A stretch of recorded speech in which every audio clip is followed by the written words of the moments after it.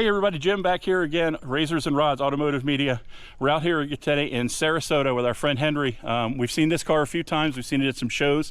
We're lucky enough to have him here in a very quiet environment here at his shop. We're going to tell you about the car. It's a 1957 Chevrolet. It's a Black Widow replica, which ran in NASCAR. And he's going to tell you about it. You're not going to believe everything about this car. It is the one in the nation, probably in the world, well, of course in the world, the most accurate representation of this type of car. So you're going to be interested to see this. He told me when we came out here, we'll have some surprises. You're going to see some surprises in this video. Not going to tell you what they are, but you need to stay tuned. You need to watch the rest of this. He had a lot more cars than I thought he had. He had some very interesting things. We've shot a bunch of those, and we're going to tell you about those in a minute. So stay tuned. We'll see you at the next show. All right, we're standing here in front of my pride and joy. My practically whole life has gone into making this happen. This started out as a utility sedan, which all of the Black Widows were in the beginning. A friend of mine had acquired this car here in Sarasota more than 30 years ago and brought it to my shop and said he's gonna take that six-cylinder out and put a big 427, but doing that he had to chop the firewall and do some modification. I said we cannot have that, so I ended up talking him out of the car. and I had already had some information about this Black Widow car that was done in '57. I said, now this would be the car. Researched the source of where the car came from, and come to find out it basically come from the same source as the 6 cars that were modified through Nolly Chevrolet in Atlanta, Georgia.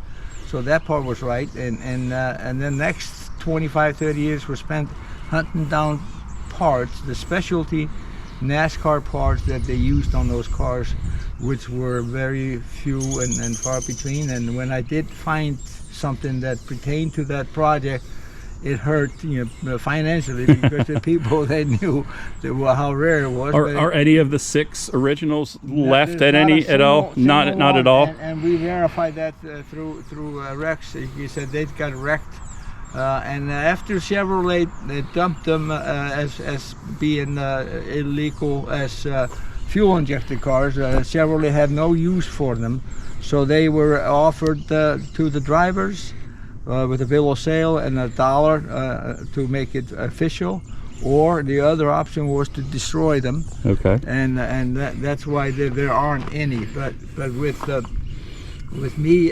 starting on the end of finding the parts rather than concentrating on the cars, I was able to obtain all the parts. The last difficult parts were the wheels. They were Kelsey Hayes wheels. They were made from 57 and up to early 60s, 6 lugs, 6 inches wide and 15-inch wheels, and they were used for special applications. They were called heavy-duty passenger car wheels.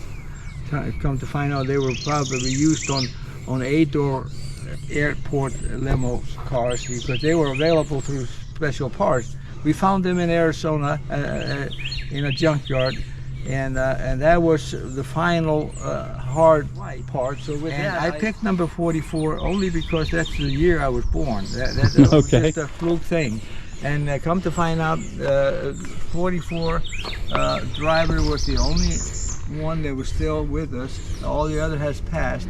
So once we got a hold of Rex, and he asked me a lot of questions, he wanted to make sure that this was all the right part to begin with. And once he found out that it came from the right source, it was had the big frame under it, which they said they had, and all those things, he said, now anything you need to know, and you can call me. You can call me in the middle of the night. So how old was he at the time, He was 89. Okay, wow.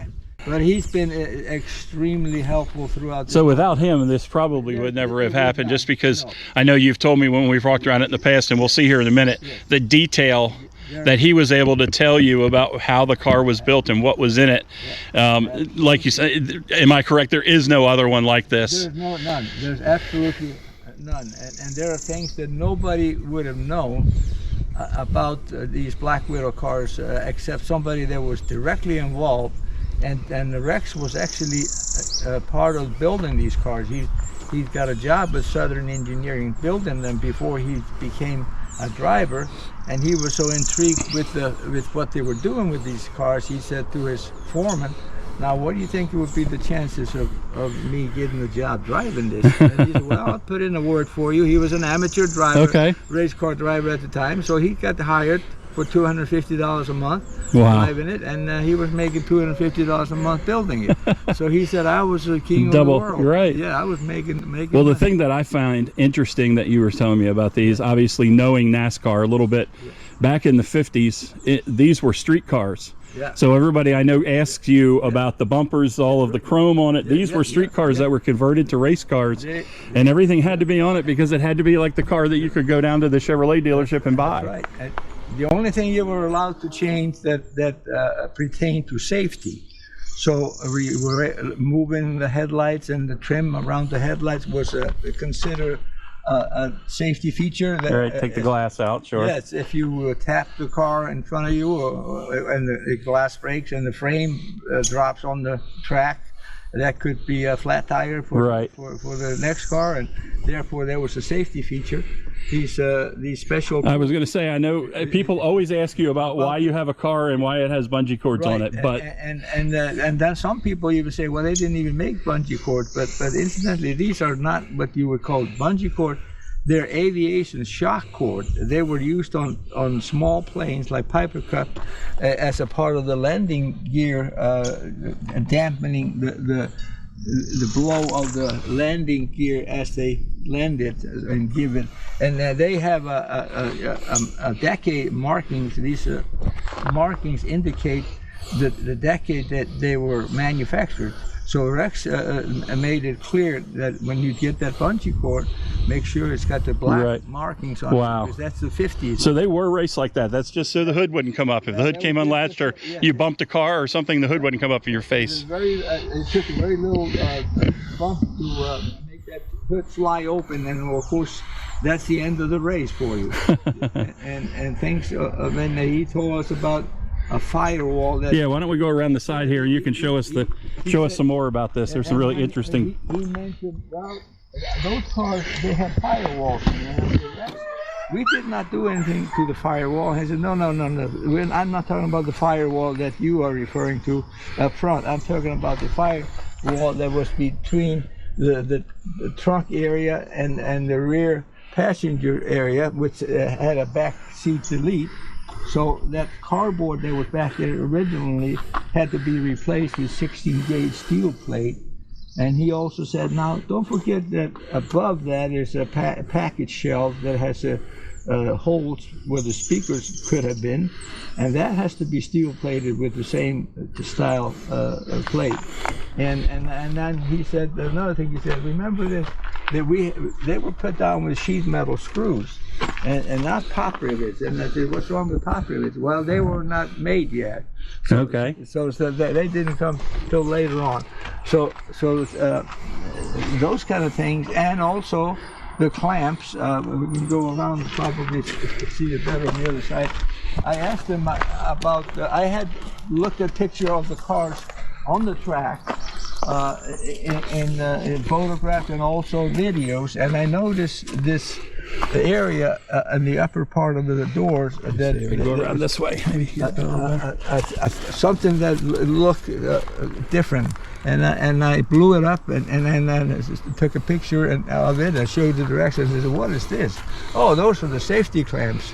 That was mandatory." He said, "If you did not have that, you were not going on the track." So they clamped the doors shut. So the door is clamped to the B pillar and to the roll bar, and so there's all that way. If you flip the car, and they also have another latch toward the bottom of the door that secures the lower portion of the door, and Jim, you can probably see it if you point it down there. Yeah. Okay. Yeah. So that there was a double latch, and you can see looking across to the other side, you see the hardware there. And he gave me all the specs on the roll bar. He said the roll bar has to have a 1/2-inch plate, the cannelivers over from the frame to the as close to the body as you possibly can, and then 3/8 gusset plate welded, and the Schedule 40 2-inch roll bar, and 2 legs coming off of that. And all those things were Rex's directly. Right. So, like you said, this is just detailed down to the. And another thing he's probably the most proudest of is the cushion or the pillow that's sewed onto the back of the driver's side to keep you from rolling back and forth. Oh, I see that. Yes, okay. And that keeps you from sliding across. Right. Well, that would be maybe you might look at it as the beginning of a bucket seat. Right. Yeah. Because of course the door closed. That's your support for your left side, and then this would secure your right side. And he said, that's something that I come up with, and we put that in all the cars. That you'll find that in all 6 cars. But that was my invention. He told me. Interesting. Wow. Yeah, so the interesting thing is, okay, this door is locked at the bottom and bolted to the B pillar. Right. Yeah. If something happened, you got in an accident, the driver's side was damaged, it's going to be difficult to get you out the passenger side of the car. Either way, they were also bolted in, but you roll down the window and you crawl out the window. Right. Yeah. Yeah, you can show. Actually, there's that. I'm interested in that latch on the other side. Right. Because you could. There's the glass in the door will allow you to roll it down, even though the clamp is in place, because it has a notch. Has a notch in the window right there. So when it's cranked full, it's got the clamp going through, and then it's still there. And then here in the back window. Yeah, the back windows are fixed since it's a utility sedan. So it would be clamped here. And here are the points where you clamp it. And at the same time, there's the lower. And there was he told me all about like the roll bar has to be bolted with certain kind of bolts, and with the tall nuts and fine thread, and the threads have to stick past the nut at least 3/16 to 1/4 of an inch. Otherwise, you get turned down at the inspection going onto the track. So like we talked about, the detail in what he was able to tell you, and like you said, you watch videos and that documentation is second to none. Right. I think you had mentioned the wrap on the steering wheel even. The wrap on the steering wheel was to get a better grip. That's all that was.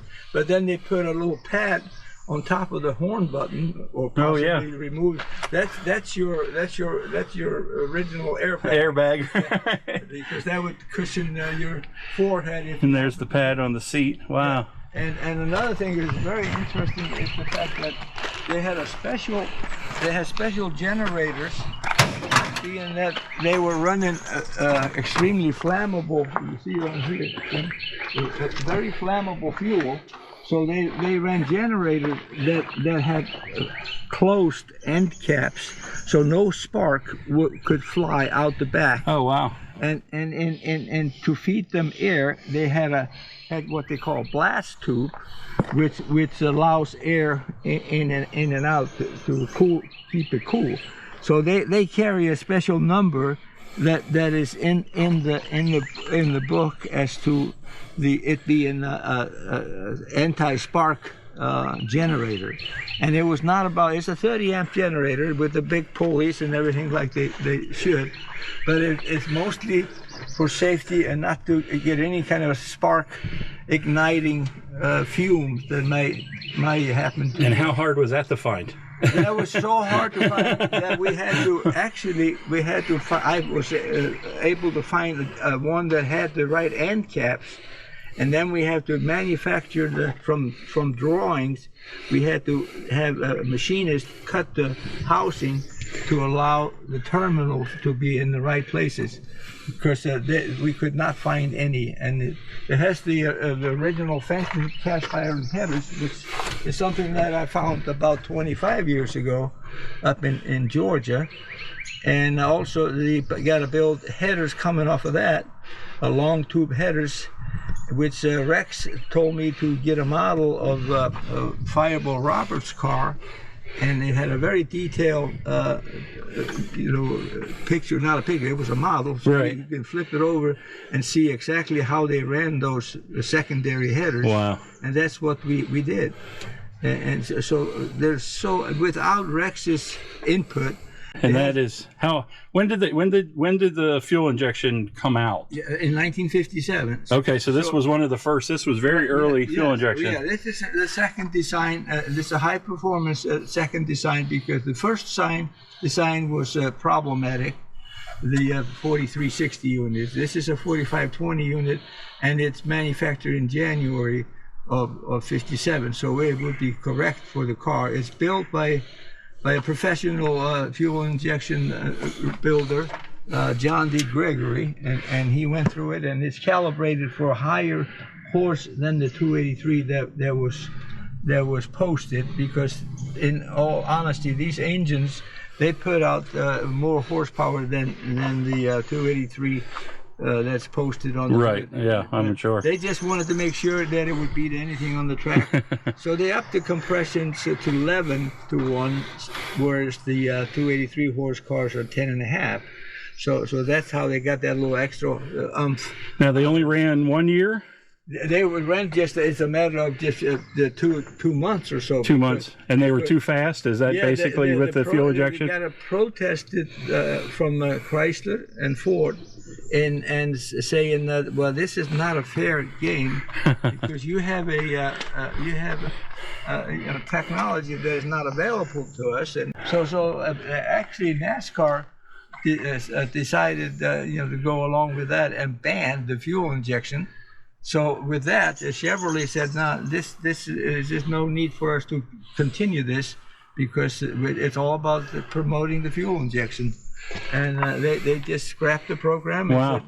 And the guys that went on, including Rex, they put carburetors on there. Some put dual carburation on there, and they went on doing very well. Rex told me he didn't start winning with this car until it was his. He partnered with the Clemens brothers, which was a established race team, and Rex said we could go to tracks that we know well. Right. Before Chevrolet dictated the tracks that we raced on, and most of those tracks were tracks I had never been on before. I knew nothing about it. So after it was our car. We did the different things to it, and he said none of the car, no matter what anybody says, nobody in their right mind would have thought about hanging onto a car that was all beat up for one thing. It did not have the original fuel injection equipment. It was, and now we're getting cars from the early '60s that have more horsepower, better braking, and all around better cars in many ways. So that we couldn't wait to get our hands on the new technology, and to think that somebody might say, well, these will be worth a lot of money. No, back then, who would have known? That's not how we thought back then. So that's why there isn't any. But Rex was in charge of the frame modification. So before I did the body, I did all the frame work, and I went over with all that with him personally. And as I told him, hey Rex, here's one thing I want you to do for me, and be very honest. If you see something on this frame, right, tell me, that is not exactly like you did it, don't hesitate to tell me now. we can tweak it now, but sure, we don't do that after the body is on. Right. And he said, I'm looking at this, and I can not see anything that is not the way we do it.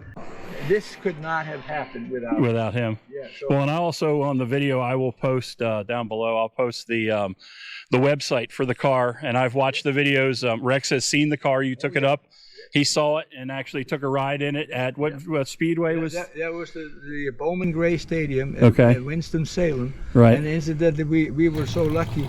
We went up there to show the car to Rex and get his blessing when the car was done. And that's all we were going to do. And as we're going up 95, we're getting calls from different people, and they want us to stop by the museum in Morrisville, and they want to look at the car. They knew it was heading up that way. So we did that, and we unloaded there. They took pictures, and then we got a call from the people that ran the Bowman Gray Stadium, And they said the Bowman Gray Stadium has been closed for a whole year because of COVID. Okay, right. Now, but we are going to give you, this is a Saturday, we're going to give you, we were going up on Friday, so the next day we're going to give you the stadium all for yourself, and we're going to invite Rex's friends over, and you bring him over, and we're going to make a day of it. So they opened that thing up just for us, and we spent the whole day there. And he had a lot of his friends from different places, from Augusta, Georgia. Wow. They came, and they came from Charlotte and Mooresville and different places just to be there. So it was a phenomenal. Yeah, we'll post the link to that. I know there's some videos out on YouTube. It's very interesting to see the car going around the track and seeing Rex see the car at his house. And this at the end of the day, when we took Rex home, it was kind of getting late. And I told Rex when I said goodbye to him, I said, "You gotta be just totally, totally beat." He said, "You know what? This has probably been one of the best days, better days of my life, because you have no idea. I've been here cooped up for over a year, and nobody comes. Oh, with the COVID situation, yeah. COVID, and for you guys to come here and take me. Oh, I'm sure he was so happy about that. Meeting all my friends and making a day of it, it's a wonderful thing. Very cool. And we are very proud and just honored to be able to do this. Sure, for sure. A legend, which he can never say it too many times. But if it wasn't for Rex, this car would not be the car. That's right. That's right. And then there's no, and I always say, if somebody has doubts, if that's how they did it, I said, well, I guess you just have to ask the Rex about it. He would know better than anybody. Yeah. And incidentally, this sticker, which says NASCAR 57, that's your certification sticker, which changed every year. Okay. Yeah, so that means the car it was certified. Certified for that calendar year. Nice. And all the stickers are made exactly the way they were. They were made by people up in Charlotte, and the signage is all hand painted by a artist here in Sarasota that does the mural. And, right. So the numbers on the door and the numbers and the name, yeah. And the Nolly Chevrolet. The Nolly Chevrolet is all hand painted, just like it would have been back in the day. And but maybe someday that's probably what it needs to be, in a place where it gets attention. Or preferably place that is close to Rex's stomping grounds. Right, that would make sense. So who knows? But well, that's an awesome story, and we're glad to get to see it and learn all the details about it, Henry. We appreciate you giving us the details, and we'll probably be back and see you, because you have some other toys here that we're going to look at. But we wanted to come and get the Black Widow on film today without anybody around it. So this is it's a beautiful car. It's a beautiful day, and can't say much more about that.